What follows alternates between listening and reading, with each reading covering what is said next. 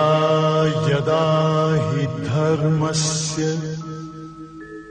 ग्लानिर्भवति भारत अभ्युत्थानम् अधर्मस्य तदात्मानं सृजाम्यहम् परित्राणाय साधूनां विनाशाय च दुष्कृताम्। हमको तो हंसी आती है, बाकी दुनिया में सब काम हो रहा है। दुकान जा रहे हैं, खाना खा रहे हैं, सो रहे हैं, चाय डबल पी रहे हैं, पहले 2 बार पी तब 4 बार पी रहे हैं, लेकिन सत्संग एक बार वो बंद। तो ये आप समझ लो कि सत्संग जो है जीवन का आप जब अभिन्न अंग बना लोगे, सबसे पहला काम पहले सत्संग। सत्संग से ज्यादा जरूरी कोई चीज नहीं है। जैसे जिंदा रहने के लिए श्वास जरूरी है, अगर ऑक्सीजन न हो तो आप जिंदा 1 मिनट नहीं रह सकते। उसी तरीके से जिसको जीवन में सत्संग नहीं मिला वो इस जगत में, इस जगत का नाम क्या है? भव सागर। इस भव सागर में वो हर पल दुखी सुखी होगा। और जिसको जीवन में सत्संग मिल गया तो क्या होगा? जिसको जीवन में सत्संग है उसे हर समय आनंद ही आनंद है। तो सत्संग को आप ऐसा अपना एक बना लो रूटीन में कि कुछ भी हो जाए पहले हम सत्संग लेंगे तब दूसरे काम करेंगे। जब आप इस बात को मन में ठान लेते हो तो फिर कोई अड़चन नहीं आती। अड़चन कितनी भी आ जाए आप उसकी परवाह नहीं करते, तो आप करने पहले सत्संग। जैसे बहुत से लोगों का नियम होता है कि हम पहले जो है नहा धो करके पहले हम पूजा करेंगे, तब हम चाय पियेंगे, खाना खाएंगे। चाय कितना कोई को प्रश्न नहीं करनी, अभी हमने पूजा नहीं की, हम नहीं करेंगे, तो आपका नियम निभ जाता है। और उसमें आप पूजा करने के बाद आप ऐसा हो जाता है घंटों आप भूखे रह जाते हो, नहीं खा पाते, लेकिन आप फिर भी आप सहते हो और रहते हो व्रत। इसी तरीके से आप अपने जीवन में ये प्रतिज्ञा ले लो, कुछ भी हो जाए हम पहले सत्संग लेंगे। अगर हम सत्संग नहीं लेंगे तो हम उस दिन खाना नहीं खाएंगे। कोई नियम बना लो उससे, हम दोनों समय सत्संग लेंगे, दूसरा खाना खाएंगे। एक समय सत्संग लेंगे, एक समय खाना खाएंगे। एक भी समय सत्संग नहीं लेंगे, एक समय खाना नहीं खाएंगे। बस एक सिंपल नियम बना लो, देखो कैसे निभ जाता है। किसी भी प्रकार का कोई नियम बनाने पर आपको अद्भुत लाभ होगा। इसका गुरुजी ने एक बड़ा सुंदर उदाहरण पेश किया था। कहा कि एक किसान, उसके सामने एक व्यक्ति रहते थे बड़ा आलसी। उसे गुरुजी ने बोला तुम कोई नियम बना लो, जो नियम बना, लेकिन नियम पक्का रखो, बस कोई नियम बना लो। तो उसने क्या नियम बनाया, क्या बनाया? तो उसको ध्यान आया घर के सामने किसान रहता है और ये सुबह सुबह खेत पा जाता है, तो इसको देखने के बाद ही हम कुछ खाना पीना खाएंगे। और वो सुबह 5 बजे खेत में जाता है, तो उसको जैसे ही उठता उसको पहली निगाह पड़ती किसान पर, कई सबसे सरल नियम ये है। उसने कहा नियम बना लेते हैं। कहा ठीक है, तुम्हें जो सरल से सरल नियम बना लो। उसने नियम बना लिए। अब इसके बाद में वो रोज किसान को सुबह उठे, जैसे उठे अपने घर के बाहर देखे, बाहर देखे किसान खेत पर काम कर रहा है, बड़ा खुश है, बड़ा अच्छा नियम बना लिया। एक दिन किसान चला गया बाजार, और जब उठा तो किसान दिखाई नहीं पड़े। तो वो पूछा उसने, भाई कहाँ गए? पता लगा वो बाजार गए। तो बाजार गए, पूछा तो कहा किस बाजार गए, पूछा पाछा, वहां गया, वो व्यक्ति चला गया, चलो जल्दी देखकर खाना पीना का, भूख लग रही है, पेट में चूहा कूद रहा है। वहां गया तो वहां देखा कि वो जो है बीज खरीद रहा है, कई प्रकार के, बड़ी मेहनत कर रहा है। तो उसको जो है उसने और बीज लेकर के वो खेत में वो उसको जो उसको गाड़ रहा, उसमें बीज बो रहा है और खेत में खोद रहा है, खेत में खोद रहा है। तो उसने उसी समय उसको दूर से देख लिया। उस व्यक्ति ने तो बड़ा खुश हो गया। जब कोई व्यक्ति खुश हो जाता है तो उससे अनायास बोली निकल पड़ती है। तो उसने जोर चला, देख लिया देख लिया देख लिया। और जब किसान जब खोद के बीज डालने जा रहा था तो वहीं उसको जो है एक सोने के घड़ा मिल गया। तो किसान ने कहा अरे बाप रे, इसने देख लिया, कह रहा देख लिया देख लिया, तो इसको भी हिस्सा दो, और नहीं तो ये जो है पुलिस खबर कर देगा, तो कुछ हिस्सा नहीं लगेगा। तो वो जो है लौट के घर जब आया तो उसने किसान को उसने आधा उसको दिया, गिन्नी सरफिया। तो उसने क्या है, कहा भाई तुमने कहा तो देख लिया है, तो हमने कहा आधा आधा बांट ले, फिर बेईमानी नहीं करी, इसलिए आधा दे दिया, खेत में निकला था। तो उसने उस दिन गुरु के वाक्य का महत्व समझा। अरे बाप रे, हमने तो सिर्फ एक नियम बनाया, किसान को देख लें तब खाना खाएंगे, और किसान को देखने के बाद में क्या हुआ, देखो हमें इतनी गिन्नी मिल गई। क्यों? वो जब जोर चिल्लाना देख लिया, तो उसने सोचा कि हमारी गिन्नी देख ली है, उसने गिन्नी आधी आग दे दी। तो कोई नियम बना लो आप, जो आपको सरलता से सरल नियम लगे, कि हम रोज सत्संग ले लेंगे तो खाना खाएंगे, सत्संग नहीं लेंगे खाना नहीं खाएंगे, सत्संग नहीं लेंगे तो हम दुकान नहीं जाएंगे, सत्संग नहीं लेंगे तो हम चाय नहीं पिएंगे। कोई एक नियम बना लो, देखो आप वो नियम आपको कितनी सरलता से पूरा होता है। नियम वो बनेगा, लेकिन आप देखना सरल से सरल नियम भी आपको इस मार्ग में उन्नत कराएंगे। तो नियम लोगों पक्का तय कर रहे हो आज, दोनों समय सत्संग लेंगे, दोनों समय खाना खाएंगे, एक समय सत्संग लेंगे एक समय खाना खाएंगे। अच्छा, इसमें तो डबल फायदा है।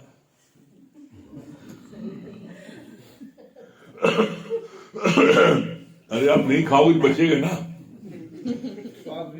स्वास्थ्य भी सही रहेगा। आप नहीं खाओगे तो बचेगा, स्वास्थ्य भी सही रहेगा, तो अच्छा है, और नियम पूरा हो जाएगा।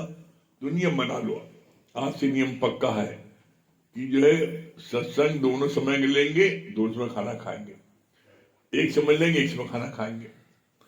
और चाहे खाना खाने बना लो, चाहे चाय पीने, कुछ जो, लेकिन जो तुम रोज लेते हो, ऐसा ना कभी हफ्ते में एक दिन चाय पी तो चाय नियम बना लो और डंडी मार दो, चलो चाय में पी घर जानी ना, ऐसा नहीं। जो चीज आप रोज करते हो, रोज खाते हो, रोज दुकान जाते हो, यही बना लो, दुकान नहीं जाएंगे, देखो कैसा भाग के आते हो।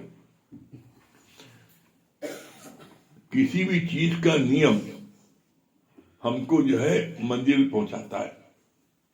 हमने इसके लिए पूछा था, प्रकाश पादुकोण वर्ल्ड चैंपियन हुए थे बैडमिंटन, फर्स्ट इंडियन बैडमिंटन में वर्ल्ड चैंपियन हुए थे। हमने उनसे पूछा कि आप का जो है ये जीतने का कारण क्या है, तो उन्होंने बोला सिर्फ नियम। कैसा नियम? क्या हमने नियम बना लिया, कुछ हो जाए हम रोज प्रैक्टिस रोज करेंगे, रोज अपनी रनिंग प्रैक्टिस करेंगे, अपने खेलने, चाहे कुछ हो जाए। हम हिंदुस्तान में तो 100 दिन कभी कर्फ्यू लगा, कभी बरसात है, कभी होली है, कभी दशहरा है, कभी दिवाली है, कि कुछ नहीं आपको ना कुछ हो जाए, चाहे ओला पड़े, चाहे बारिश हो, चाहे तूफान आए। हम फील्ड में नहीं दौड़ सकते थे, तो हम क्या करते थे, हम अपने पोर्ट को बारजे पर वहां पर अपनी हम स्कीपिंग करते थे। हमें 2 घंटा करनी है मेहनत, तो 2 घंटे अपनी एक्सरसाइज करते थे, स्कीपिंग करते थे, अपनी पूरी हम एक्सरसाइज करते थे। वैसे ही आपकी जो है, जब आप नियम बना लोगे नहीं हमें ये करना है, बिना सत्संग के हम नहीं खाना। देखो आप कितनी तेजी उन्नत करते हो। और ऐसा ऐसा करने पर आप देखोगे वो आपके हैबिट में आ जाएगा और फिर बड़ा सरल हो जाएगा। ठीक है, हम लोगों का गुरु जी के अनमोल वचन में आज है 70 नंबर पॉइंट 70। हम सागर की लहरों का एंजॉय करते हैं। लाइफ में भी लहरें आए तो उसका एंजॉय करो, लेकिन तुम इसमें डूबकर इसका हिस्सा बन जाते हो। कितना बढ़िया पॉइंट आया है। हम सागर की लहरों का एंजॉय करते हैं। लाइफ में भी लहरें आए तो उनका एंजॉय करो, लेकिन तुम इसमें डूबकर इसका हिस्सा मत बन जाओ। आप समुद्र के किनारे जाते हो, लहरें देखते हो, बड़ा खुश होते हो, खूब एंजॉय करते हो, और अपना जाकर खड़े हो जाते हो कि लहरें आएंगे, हमको थोड़ा सा हमारे पैर को भिगोए, मजा आता है, खूब एंजॉय करते हो। तो इसी तरीके से जीवन में लहर आए। जीवन में लहर कैसी आए? अप एंड डाउन की। जीवन में लहर आई, लड़की ने अपने मन पसंद लड़के शादी कर ली। अब अम्मा बाबू रो रो के फूट फूट के रो, हाय बाप रे, 25 साल पाला तुझको, तूने अपने आप चुन लिया। बड़ा दुखी होते हैं। लहर आई। हर माँ बाप इस बात की अपेक्षा करते हैं कि हम बड़ा सुंदर दामाद लाएंगे, बड़ी सुंदर लड़की लाएंगे, बहू लाएंगे अपने लिए, बच्चे के लिए। तो ऐसे में उन्होंने बड़ा ख्वाब देख रखा है, लेकिन लड़के ने अपने मन पर शादी कर ली, तो तुम दुखी होते हो।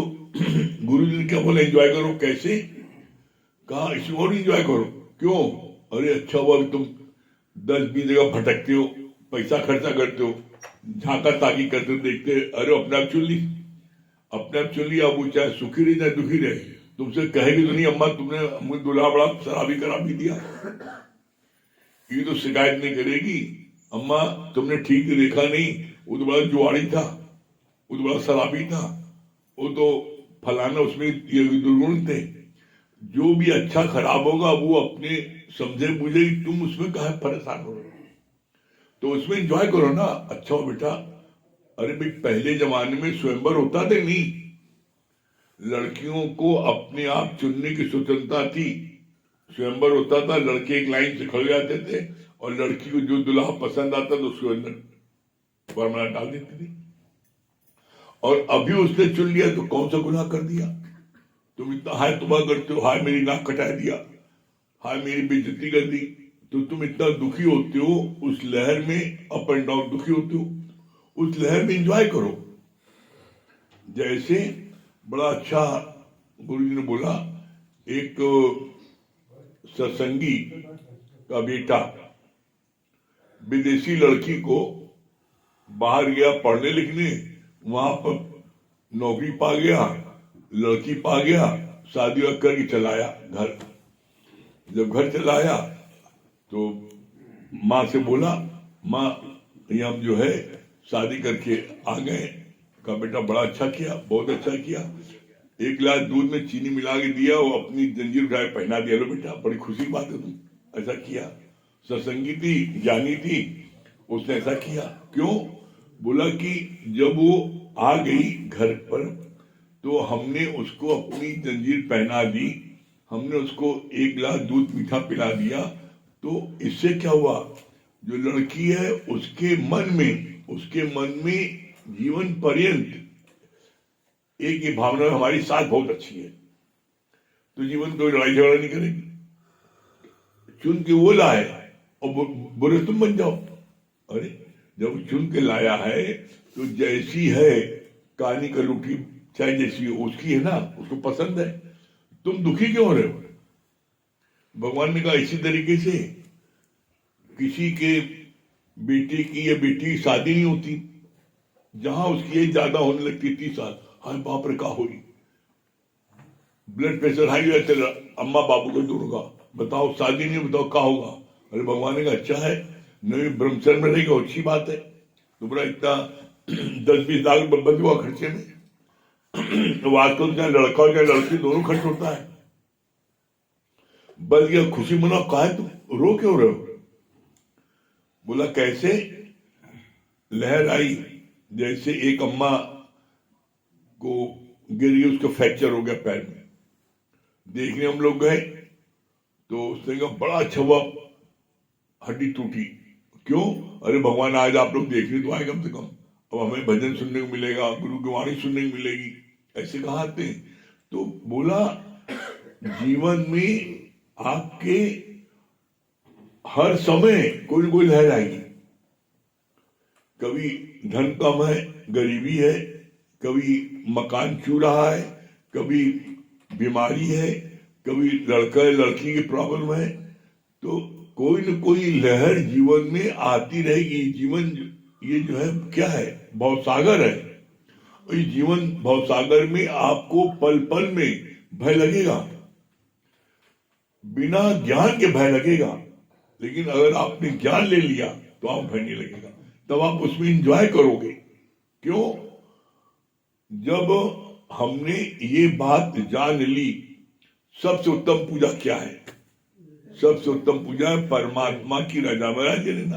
अगर परमात्मा ने हमको गरीबी दी है तो हमने कोई ऐसा कर्म किया है, हमको गरीबी दी है, तो परमात्मा ने हमको राज्य ने। और एक बात आप देख लेना,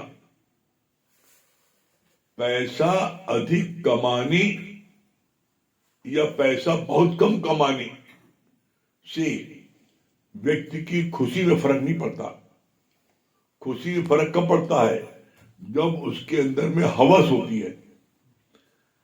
मैं तो लखपति हूं, मेरा पड़ोसी करोड़पति है। जब आप दूसरे से अपने को कंपेयर करते हो, नहीं तो आप लखपति करोड़पति नहीं, हजारपति, आप कितना आप खर्च करोगे? दो रोटी दो धोती, खाना है, पीना है, सोना है, तो आपका खर्चा कितना है? अगर आप कुछ नहीं भी कमाते, मान लो एक पैसा नहीं कमाते, 25 साल 20 साल तो कोई बच्चा नहीं कमाता, माँ बाप के हाथ से पलता है, तो कैसे तुम कैसे खाते पीते हो, कैसे पल रहे हो? तो बोला कि तुम्हारे को ये देखो, चेक करो कि तुम अगर 25 साल नहीं कमाते हो, 30 साल नहीं कमाते हो, सारी जिंदगी नहीं कमाते हो, तुम्हें खाना मिल रहा है कि नहीं मिल रहा है? अरे विष्णु भगवान की ये प्रतिज्ञा है, जब तक सारे जल तल नभ तीनों, धरती के अंदर रहने वाले, धरती पर आकाश में रहने वाले, जब तक मैं सारे जीवों को खिला नहीं लूंगा, मेरे मुख में अन्न का एक दाना नहीं आएगा। ये उनकी प्रतिज्ञा है। पलते अलग अलग है, प्राणी पालने वाला एक है। आज दिन तक कोई कैसा भी हो, गुंडा बदमाश चोर फरेब जेल में बंद हो, पागल हो, आग कैसा भी हो, तो खाना मिल रहा है कि नहीं मिल रहा? उसको खाना मिल रहा है। तो तुम किसके लिए कर रहे हो? तो किसके लिए तुम पैसा बहुत जोड़ रहे हो? खाना तुम्हारे को, चाहे तुम एक पैसा नहीं कमाओ और चाहे करोड़ों कमाओ। अभी परसों गौतम आडवाणी का उनका आया था, इंटरव्यू आया था इंडिया टीवी पर। उसकी एक दिन की कमाई 1600 करोड़ कितनी थी? एक दिन की कमाई। अब 1600 करोड़ एक दिन की बताओ, बताया था हर घंटे उसकी जो है कितने करोड़ कमाई हर घंटे की। तो क्या वो सोना ना खाता, हीरा मोती खाता है क्या? खाना 2 रोटी है। इसीलिए ये बात आती है, गुरु जी बोलते हैं, सुखी कौन है? जब आवे संतोष धन, सब धन दूर समान। व्यक्ति को जिस दिन हवस समाप्त हो जाती है और संतोष आता कहां से? ज्ञान से। बिना ज्ञान के हर कोई धोखा खाए, और चाहे निस्दिन पूछे और चाहे रोज पूछो पूछाओ नहीं, जब तक तुम सत्संग में बैठोगे नहीं, ज्ञान नहीं आएगा। अपने आप पढ़ो कोई फायदा नहीं। बोला गुरु मिलने के पहले कोई पढ़ता है तो बेवकूफ है, और गुरु मिलने के बाद पढ़ता है घर पर तो पागल है। गुरु तुम्हें मक्खन निकाल के दे रहा है, और तुमने हम तो पहले जाएंगे भैंस के दूध लेके आएंगे, उसको जमाएंगे, दही जमेगा, अगले दिन मथानी चलाएंगे, तब मक्खन निकालेंगे। इतनी मेहनत करो, गुरु तुम्हें मक्खन निकाल के दे रहा है। तो इसीलिए बोला गया है, मत कोई भूले भरम संसार, गुरबिन कोई न उतरे भव पार। इसलिए बोला गया है गुरु जो है महासागर है। ये जितने शास्त्र हैं ये सागर हैं। सागर को आप अपनी इस तुच्छ बुद्धि रूपी प्यालिया में भरना चाहोगे, समुद्र को प्याली में भरना चाहोगे तो प्याली फट जाएगी। तो इसका उपाय क्या है? प्याली को समुद्र में डाल दो, प्याली भर जाएगी। इसीलिए बोलते ना, मन बुद्धि कर दो अर्पण, ज्ञान तभी पाओगे, और मन और बुद्धि चलाओगे तो गुरु से दूर हो जाओगे। तो हमारी ये मनी बुद्धि तो हमको रुआ अटकाती है, ज्ञान में कहना नहीं मानने देती। आज तक कोई व्यक्ति इस पूरे ब्रह्मांड में जिसने सदगुरु का कहना माना हो और उसने मंजिल प्राप्त न कर ली हो, परम आनंद में न हो, आप एक उदाहरण से दे दो। जिसने भी सदगुरु के कहने पर चला, चाहे विवेकानंद को ले लो, चाहे आप किसी को ले लो, है, जिसने भी गुरु का कहना माना वो मंजिल प्राप्त किया। तो ऐसे में गुरु जी ने कहा है तुम मत मानो, एक नहीं तुम 1000 बार परीक्षा लो। पहले जैसे चाहे दिन में रात में जब चाहे परीक्षा लो। जब तुम सारी परीक्षाओं को जांच लो, परख लो, जब तुम्हें पूर्ण विश्वास हो जाए कि गुरु मेरा भगवान है, उसके बाद में तब फिर पीछे मुड़ के नहीं देखो। तब तुम पीछे नहीं मुड़ो। क्यों? तुमने जब सब तरफ से जांच लिया, परख लिया, नहीं तो मत मानो, कोई जो तो नहीं मानेगी। तुम सखा मानो, तुम टीचर मानो, मत मानो सदगुरु। लेकिन जब एक बार तुमने मान लिया तब फिर संशय भ्रम नहीं। तब फिर क्या है? जो गुरु कहे बस तुम करते जाओ। गारंटी है आप मंजिल को प्राप्त करोगे, एक गारंटी है, ये मंजिल प्राप्त करोगे। और जिन्होंने ऐसा किया है उन्होंने मंजिल को प्राप्त किया है, एक नहीं कितनों ने किया है। तो उसके लिए हमसे गलती बसेरी जाती है, हम अपनी मन बुद्धि चलाने लगते हैं। प्याली को हम जब समुद्र में नहीं डालेंगे, वो प्याली में समुद्र भरना चाहेंगे तो प्याली फट जाएगी। और ऐसे हमने देखा, एक नहीं कई लोगों हम देखा, जानते हैं, जिन्होंने बहुत शास्त्र पढ़ने लगे, वो पगला गए, पागल एकदम हो गए, बिल्कुल बावले से घूमते रहते हैं। क्यों? अब प्याली में तुम समुद्र भरना चाह रहे हो, फट गई प्याली, उनको कुछ समझ में नहीं आ रहा है। तो ऐसे में सबसे सरल साधन है, क्या है? जहां गुरु ने कदम रखा बस उसी पैर के निशान पर हम रखते जाए, मंजिल प्राप्त करने। सबसे सरल साधन यह है। अपनी हमें कोई मन बुद्धि चलानी नहीं ना। अरे हम जब गुरु सब निकाल के दे रहा मक्खन, तो क्या जरूरत हमको चलाने की? और ऐसे में आप देख लो, आप मंजिल प्राप्त करना चाहते हो कि आप रास्ते भटकना चाहते हो? एक व्यक्ति में ऐसा बता दो जिसने अपनी मन बुद्धि चलाई हो, मंजिल प्राप्त कर लिया हो। एक व्यक्ति ऐसा बता दो जिसने अपनी मन बुद्धि चलाई और रास्ते में भटक गया। क्यों? क्योंकि तुमको अभी रास्ता नहीं पता है। जैसे एज एग्जाम्पल, आप यहां से बॉम्बे जाते हो, और बॉम्बे जाते हो, वहां पर अपने किसी मित्र के घर, वो बांद्रा में है, रहता है।